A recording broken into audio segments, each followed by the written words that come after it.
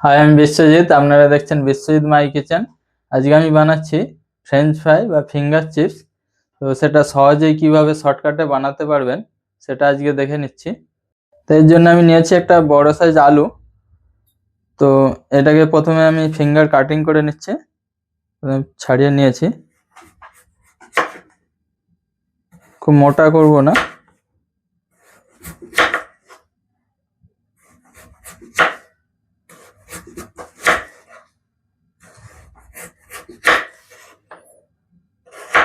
তো এইভাবে finger size কেটে নেব।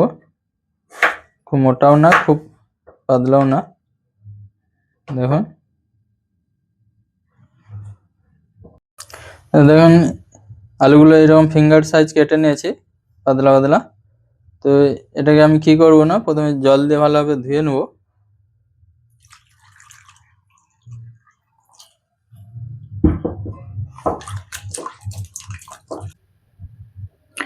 জল দিয়ে ধুয়ে নেওয়ার পরে জল ছেঁকে নিয়ে আলুগুলো কি করব না, পরিমাণের চেয়ে একটু বেশি পরিমাণে নুন মিশিয়ে দেবো এর মধ্যে। আলুর জন্য 1/2 চামচ নুন মিশিয়ে দিয়েছি। এটাকে এইভাবে মিক্স করে নেব। দিয়ে ঠিক ঘড়ি দেখে 5 থেকে 10 মিনিট রেখে দেবো একে রেস্টে। তারপর এটা ফ্রেঞ্চ ফ্রাইয়ের জন্য মশলা মাখিয়ে নেব। এদিকে আলুটা রেস্টে রেখে দিয়েছি, ততক্ষণে আমি এদিকে একটা কড়া বসিয়ে নিয়ে তেল চাপিয়ে নিচ্ছি ফ্রাইয়ের জন্য। হালকা আঁচে রেখে দিচ্ছি।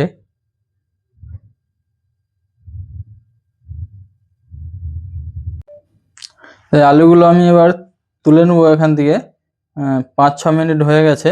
তো বেশি টাইম, 10 মিনিটের বেশি দেওয়াই যাবে না এতে টাইম, কেননা বেশি টাইম হয়ে গেলে আলুগুলো নুন দেওয়া আছে একদম নরম হয়ে যাবে আর একদম সফট হয়ে যাবে, তো ফ্রেঞ্চ ফ্রাই বানাতে অসুবিধা হবে।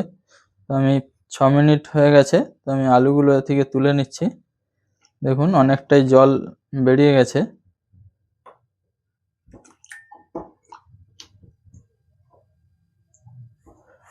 এই নুন জলটা আমি হাঁটিয়ে দেবো। হাঁটিয়ে দিয়ে এরই মধ্যে আবার আলুগুলো আমি মিক্স করে নেব। এই ফ্রেঞ্চ ফ্রাইটা আমি পকোড়া স্টাইলে বানাচ্ছি, এতে কি হবে, টেস্টটা ভালো হবে। এমনি ফ্রেঞ্চ ফ্রাইয়ের চেয়ে টেস্টটা ভালো হবে এবং খুব শর্টকাটে তাড়াতাড়ি হয়ে যাবে। তো এর মধ্যে আমি সামান্য আদা রসুন দিচ্ছি একটা আলুর জন্যে। আপনারা চাইলে এটা কমপ্লিমেন্টারি নাও দিতে পারেন। আদা রসুনটা এই জন্যই দিচ্ছি, একটু টেস্টটা যাতে ভালো হয়।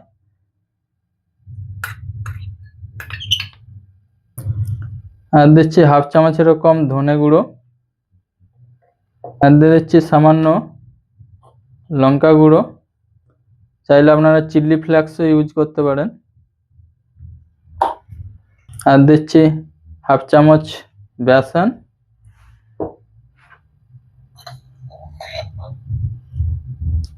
আর দেবো 2-3 চামচ কর্নফ্লাওয়ার। 3 চামচ কর্নফ্লাওয়ার দিয়েছি। আর দিচ্ছি আলুটা একটু কুড়কুড়ে করার জন্যে সামান্য 1/2 চামচ রাইস পাউডার। আর দিচ্ছি একদম সামান্য, দেখুন 1 চুটকি বেকিং পাউডার। বেকিং সোডা দিচ্ছি না, কিন্তু বেকিং পাউডার দিচ্ছি, দিলে এতে ভালো হবে। সোডা দিলে আলুটা তাড়াতাড়ি লাল হয়ে যাবে। দিয়ে আলুগুলো মিক্স করে নেব। তো চাইবে আপনারা চেষ্টা করবেন যে 10 মিনিটের মধ্যেই যেন এইগুলো মিক্স করে ফ্রাই শুরু করে দেন। বেশি টাইম দিলে জল ছাড়তে থাকবে আর আলুগুলো একদম সফট হতে যাবে, কারণ ফ্রাইটা ভালো হবে না। একে ঝটপট এই জন্যই বানিয়ে নিতে হবে। দেখুন জলও দিতে লাগলো না, এর যে জল ছাড়ছে তাতেই এটা মিক্স হয়ে গেল। দিয়ে এবার তেলটা গরম করে ফ্রাই শুরু করে দিচ্ছি। তেলটা গরম হয়ে গেছে, আমি আলুগুলো এরকম ভাবে ছেড়ে ফ্রাই করে নিচ্ছি।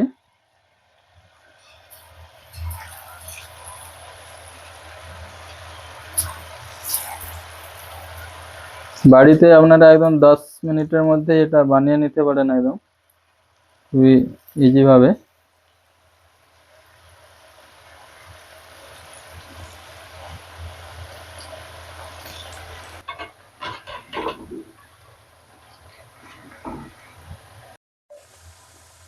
আলুগুলো ছাড়ার সঙ্গে সঙ্গেই এই ছান্তা দিয়ে এরকম ভাবে ছাড়িয়ে দিতে হবে, যেহেতু কর্নফ্লাওয়ার দিয়ে আছে চিপকে যাবে একের পরে। ওটাকে হালকা করে একটু নেড়ে দিলেই ছেড়ে যাবে, দিয়ে এইভাবে ফ্রাই করে নিতে হবে। যেহেতু এই আলুগুলো আমি ডাইরেক্ট ফ্রাই করছি কাঁচা আলু, তো আমি এটাকে ডবল ফ্রাই করে নেবো, হাফ ফ্রাই তুলে নেবো, আবার একবার ফ্রাই করে নেবো, তো এই আলুটা ভালোভাবে সিদ্ধ হয়ে ভাজা হবে ভালো।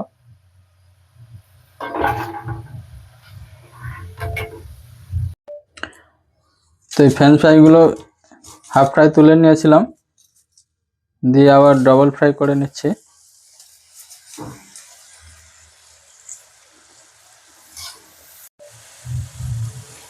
আমাদের ফ্রেঞ্চ ফ্রাই রেডি, একদম খড়খড়ে ভাজা হয়ে গেছে। তুলে নিচ্ছি।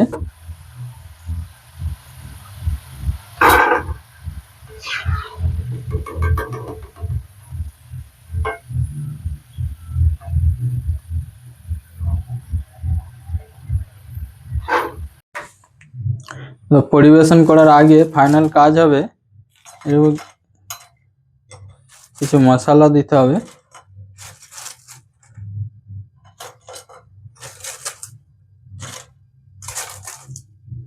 তেলটা ভালোভাবে ঝরিয়ে নিতে হবে।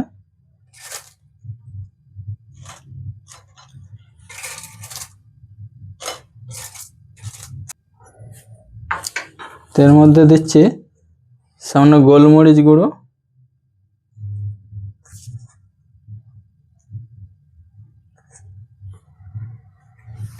দিয়ে একটু মিক্স করে নিলে ভালো হয়। আর দিচ্ছি সামান্য black salt,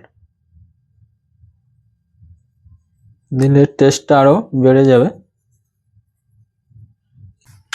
shortcut French fry ready.